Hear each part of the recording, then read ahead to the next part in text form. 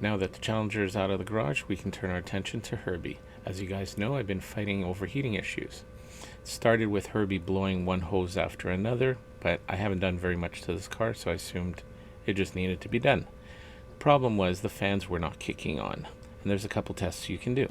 But first, let's cover some of the main parts of the cooling system and what gets the fans to actually work. First is the coolant temp sensor. That's the light on the dash, or the idiot light, that goes on when it overheats. In the radiator, on the left hand side, you'll find there's the fan switch. Above it, you'll find the fan relays. I used my power probe to test the fans to make sure they actually work, but you can use just a regular wire connected to the battery. Once you know both fans are working, here's a simple test you can do. With the key on, hit the AC button and turn the fan switch on. You should hear the fans kick in. If you don't, you have a problem. Take a paper clip or a piece of wire and wedge it in the red terminal to any other terminal in the plug. This will bypass the switch. If you use the paper clip, it will get hot, but it's a test. If the fans kick on, you know it's the switch.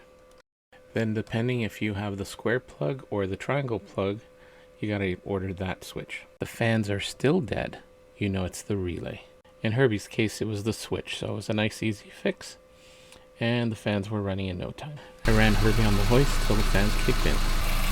And we're still waiting. Sorry, the audio of this is really bad. Herbie doesn't sound this bad, but I forgot to clip a wire into its little spot, and it was rubbing against one of the fans. This is why it sounds like a diesel engine. You also know your system is working once you shut the car off and the fans still run for a little while till they shut down. That's all normal. So in conclusion, the whole thing was over a $30 part, which was actually not letting the fans come on, which was pressurizing the system, which was blowing all the hoses that were already weak. That finally got me to realize that the fans weren't working, that we could fix the switch to get the fans work, and hopefully this is all the heating problems and issues all resolved from Herbie, and we have a good summer where he just runs great. But if not, we'll make another video. Anywho, thanks for watching.